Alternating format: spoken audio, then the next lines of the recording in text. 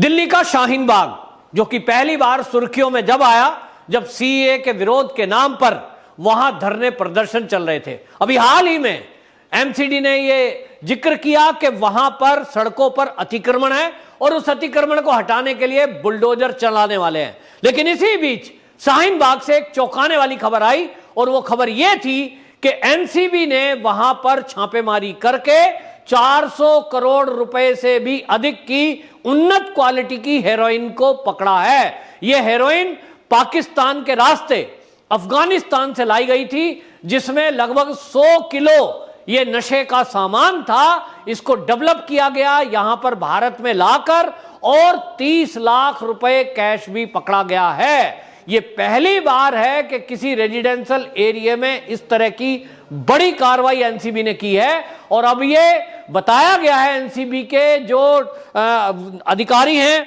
जो DDG operation है संजय सिंह, उन्होंने ये बताया कि अभी तक जो व्यक्ति गिरफ्तार हुआ है, जिसके पास से 30 लाख का कैश बरामद हुआ है और ये पैकेटों में लाई गई ड्रग पकड़ी गई है, इसके बारे में उन्होंने बताया कि ये पाकिस्तान से कुछ पेड़ ये मंगाए जाते थे और किसी एजेंसी के द्वारा उस पेड़ को खोखला करके उसके बीच में ये ड्रग फंसाई गई थी। यानी आंखों में धूल झोंकने का काम एजेंसियों के लिए किया गया। लेकिन अब एनसीबी को जब ये खबर लगी है कि यहां पूरी तरह से इस तरह का जो नेक्सस है, जिसके तार विदेशों से जुड़े हैं, और यहां यह भी बता दें कि इस ड्रग को बेच करके जो पैसा है, इस पैसे का इस्तेमाल पाकिस्तान में आतंकी संगठन करते हैं।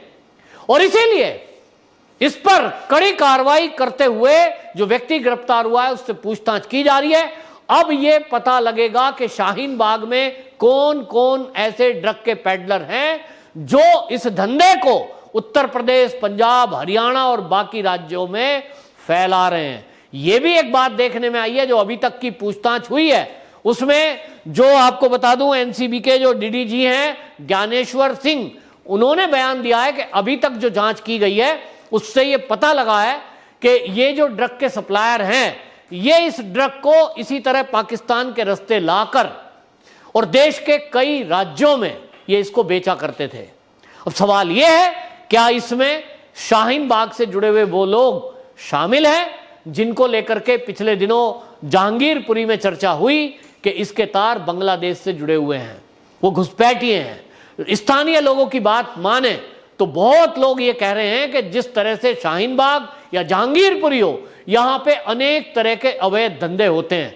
पिछले दिनों हमने देखा जब दिल्ली के जहांगीरपुरी में दंगा हुआ था तो पुलिस ने जिन लोगों को पकड़ा उसमें से एक और आरोपी अभी पकड़ा गया हाल ही में। और ये सब जो लोग पकड़े गए, मुख्य आरोपी जहांगीरपुरी का जो पकड़ा गया, इन सबसे जब पूछताछ हुई, जो स्थानीय लोगों की बात मीडिया में पहुंची, तो लोगों ने बताया कि जितने प्रकार के भी अवैध काम होते हैं वो इन एरिया में होते हैं, चाहे वो शाहीन बाग हो, फिर वो चाहे दिल्ली का जहांगीरपुरी हो और बाकी ऐसे एरिया जहां ये घुसपैठिए, बांग्लादेशी, रोहिंग्ये ये जुगट्टा बना करके रहते हैं। कहने को ये कबाड़ी का काम करते हैं, आसपास इनके कबाड़ फैला हुआ है और इसी कबाड़ी में ये छुपकर इस तरह का काम करते हैं। नशे का कोई ऐसा सामान नहीं है जो यहां ना मिलता हो। और इसी कड़ी में आपको बताएं, जब ये कार्रवाई चल रही थी, अभी उसकी जांच ही चल रही है जहांगीरपुरी की, ये एनसीबी के सूत्रों को पता लगा कि बड़ी खेप दिल्ली में पहुंची हुई है और इसके पहले भी आई हुई है। अब एनसीबी पूरे देश में ये छापेमारी कर रही है इसी जानकारी के आधार पर। सवाल यह है कि जब इस तरह की करोड़ों रुपए की ड्रग ये भारत में ये अपराधी यहां ला रहे हैं और जिसमें रोहिंग्या और घुसपैठियों का हाथ है, तब इनके ऊपर जब बुलडोजर चलता है तो इस देश के नेता इसको धर्म से क्यों जोड़ते हैं? जैसे ही जहांगीरपुरी में इन रोहिंग्याओं पर, इस घुसपैठियों पर, अतिक्रमण किए हुए लोगों पर जब ये बुलडोजर चला, हमने देखा किस तरह से एक पूरा गिरोह सुप्रीम कोर्ट तक में मूव कर गया और उन लोगों ने तत्काल इस पर स्टे लगवा दिया। ये गिरोह शब्द मैं इसलिए इस्तेमाल कर रहा हूं कि अपराधियों का ये पक्षधर लोग हैं इस देश में। यहां हमारे दिल्ली में एमसीडी को यह अधिकार है कि वो अतिक्रमण हटाने के लिए किसी को नोटिस दिए बगैर कार्रवाई कर सकती है, यानी अतिक्रमण हटा सकती है। इसके बावजूद सुप्रीम कोर्ट से यह आदेश हुआ, स्टे हुआ, इसको लेकर भी एक नए सिरे की बहस चल रही है। हालांकि मामला सुप्रीम कोर्ट में है, इसीलिए अभी इस पर कुछ भी कहना यह वाजिब नहीं है। सुप्रीम कोर्ट इसको फैसला करेगा कि कार्रवाई गलत थी कि सही थी। लेकिन इसको लेकर के पूरे देश में बहस छिड़ी हुई है कि जो हमारे देश में अवैध रूप से रह रहे घुसपैठिए हैं, जिसको लेकर सुप्रीम कोर्ट में भी 5 साल पहले अश्वनी उपाध्याय नाम के देश के जाने माने वकील, उन्होंने एक पीआईएल डाली थी कि इनको बाहर किया जाए। और कारण जो बताए गए थे उस पीआईएल में वो यही बताए गए थे कि पहला अपराध तो यही है कि ये बिना पासपोर्ट, बिना वीजा हमारे देश में घुसपैठ किए हुए हैं। दूसरा, इनके जहां भी एक्टिविटी आप देखेंगे वहीं गलत गतिविधियां मिलेंगी, यानी आपराधिक इतिहास इनका है। जहां रहते हैं वहां ये आसपास चोरी चकारी, लूट, इस तरह के काम करते हैं। और पुलिस, अगर पुलिस पहुंचने की कोशिश करे तो धार्मिक एंगल दे दिया जाता है, क्योंकि एक धर्म से ताल्लुक रखते हैं तो स्थानीय जो वो लोग हैं इनके धर्म के, वो भी बीच में आ जाते हैं और आकर के उसको धर्म के एंगल से जोड़ देते हैं, जो हमने पिछले दिनों देखा। एक अपराधी पर पुलिस कार्रवाई कर रही है, एक अपराधी पर एनसीबी अब कार्रवाई कर रही है। और आप देखना, ये शाहीन बाग में पकड़े गए अंतरराष्ट्रीय ड्रग के पैडलर, इन पर जब कार्रवाई होगी, जब शाहीन बाग के घरों से आतंकवादियों से संबंध रखने वाले और ड्रग के सप्लायरों को जब पकड़ा जाएगा, आप देखना कि इसी देश के ये उमर अब्दुल्ला, ये महबूबा मुफ्ती, ये उवैसी और कुछ ऐसे लीडर जो कांग्रेस से संबंध रखते हैं, देखना जरूर बोलेंगे।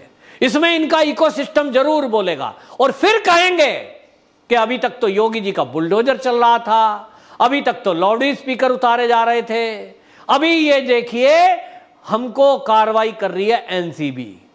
इसको लेकर के हमने देखा जिस तरह से महाराष्ट्र में ड्रग पैडलरों के खिलाफ समीर वानखेड़े नाम के अफसर ने जब कार्रवाई की, किस तरह से महाराष्ट्र की सरकार, जो कि 3 दलों की सरकार है, जिसमें कांग्रेस भी शामिल है, जिसमें एनसीपी भी शामिल है और जिसमें शिवसेना मुख्य रूप से, वहां मुख्यमंत्री है शिवसेना के उद्धव ठाकरे, किस तरह से बौखलाहट भरा वहां काम किया गया कि जो अधिकारी ड्रग के पैडलरों को पकड़ रहा था, ड्रग के कार जो बेचने वाले हैं उन पर कार्रवाई कर रहा था, उसी को घेरने के लिए पूरी सरकार खड़ी हो गई।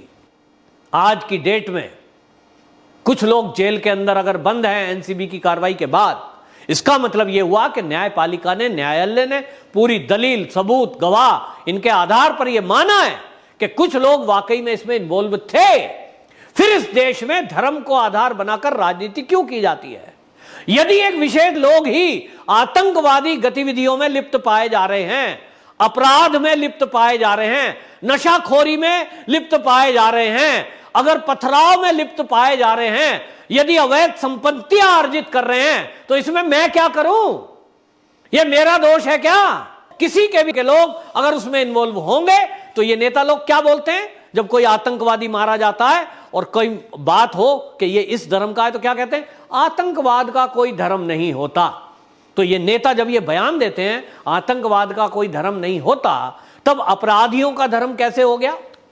और जब अपराधियों का धर्म नहीं हो गया तो घुसपैठियों का धर्म कैसे हो गया? फिर महबूबा मुफ्ती, उमर अब्दुल्ला, उवैसी ये क्यों चिल्ला रहे हैं कि बुलडोजर चल रहा है साहब? यूपी में लाउड स्पीकर उतारे जा रहे हैं, लाउड स्पीकर भी सबको समान रूप से कार्रवाई कर रहे हैं, मंदिर मस्जिद हो या गुरुद्वारा, क्या दिक्कत है? अब एनसीपी की कार्रवाई एनसीबी की हुई है, अपराधी पकड़ा गया है। जो सूत्र हैं वो ये बता रहे हैं कि ये जो शाहीन बाग एरिया है, यहां वाकई में बहुत सारे लोगों को खुले तौर पर पता था कि कहां ड्रग मिलेगी और ये कार्रवाई चल रही थी। अब दिल्ली पुलिस इस पे एक्शन में है और दिल्ली पुलिस ने जिस तरह के ये अपना जाल फैलाया है, छुटपुट कोई छोटे मोटे बेचने वाले वो हमेशा पकड़े जाते हैं, लेकिन अब एनसीबी को एक्टिव किया गया है। आप देखेंगे जब से मोदी सरकार आई है तब से एनसीबी की कार्रवाई आपने देखी होगी। 2014 के बाद से आप देखेंगे हजारों करोड़ रुपए की ड्रग पकड़ी जा रही है। आपने देखा पिछले दिनों गुजरात के पोर्ट पर 21,000 करोड़ रुपए की ड्रग पकड़ी गई थी। ये कैसे होता है? ये कब होता है? जब कोई शासन में ऐसा नेता बैठा होता है जो ना झुकता है ना बिकता है। लेकिन दिक्कत तब होती है कि इस देश का विपक्ष जब इसको धार्मिक एंगल देकर सरकार को घेरने की कोशिश करता है। उन अधिकारियों पे सवाल उठा देते हैं जो जान हथेली पर रखकर अपराधियों के विरुद्ध ऑपरेशन करते हैं। सोचते हैं आप कि ये जो ड्रग के पैडलर हैं, इनके तार जिनके आतंकवादियों से जुड़े हैं, इनके पास कैसे असले हथियार होते होंगे? ये कुछ भी कर गुजरते हैं। हमने कितनी बार देखा है, कितने ही लोगों की हत्या कर दी गई। तो पुलिस या एनसीबी जब कार्रवाई करती है, अपनी जान हथेली पर रखकर करती है, तो न्यायपालिका पर सवाल उठते हैं कि न्यायपालिका को भी दुरुस्त करना होगा, वहां सुनवाई तत्काल हो और ऐसे अधिकारी जो इस तरह की कार्रवाई करते हैं उनको प्रोटेक्शन दी जाए, सुरक्षा की जाए, ताकि वो इस तरह से कार्रवाई कर सकें। और इनके हौसले बढ़ाने की जरूरत है ऐसे अफसरों की जो इस तरह की कार्रवाई कर रहे हैं। बहरहाल इतना कह सकता हूं कि जो इस देश की फिजा को खराब करना चाहते हैं, जो हमारे देश में नशों का कारोबार करके युवाओं को नशे की लत में धकेलने का काम करते हैं और यहां नशे का सामान बेचकर, यहां से पैसा कमाकर पाकिस्तान जैसे कंगाल देश में वो आतंकवादियों तक पैसा पहुंचा रहे हैं, ऐसे लोगों पर यह कड़ी कार्रवाई हुई है। और आने वाले दिनों में आप देखेंगे कि यह कार्रवाई और तेज होगी, क्योंकि लोगों का लक्ष्य है कि ये देश में आतंकवादी गतिविधि करके देश को अस्थिर करें। कश्मीर में हमने देखा है, देश के अन्य भागों में हमने देखा है, आए दिन बम विस्फोट होते थे। लेकिन मोदी सरकार के आने के बाद यदि आज बमों की आवाज देश में कहीं सुनाई नहीं दे रही है, तो इसका श्रेय भी कहीं ना कहीं मोदी जी और गृह मंत्री अमित शाह को जाता है। तो इसी तरह की कार्रवाई आप देखेंगे। और अभी इसमें बाकी तार खंगाल रही हैं एजेंसियां। अब इसमें दिल्ली पुलिस को भी एक्टिव किया गया है और सब मिलकर के एजेंसियां ये तलाशने में लगी हुई हैं कि आखिरकार शाहीन बाग में और कौन कौन ऐसे लोग हैं जो इस कारोबार में लगे थे, और दिल्ली में और अन्य राज्यों में इनके पैडलर कौन कौन है, यानी इनके हिस्सेदार कौन है। सभी को पकड़ करके ये कार्रवाई की जाएगी। निश्चित रूप से एक बहुत बड़ा प्रहार ये आतंकवाद पर एनसीबी की तरफ से किया गया है, जिसके लिए गृह मंत्री को बार बार धन्यवाद देश की जनता दे रही है। वंदे मातरम।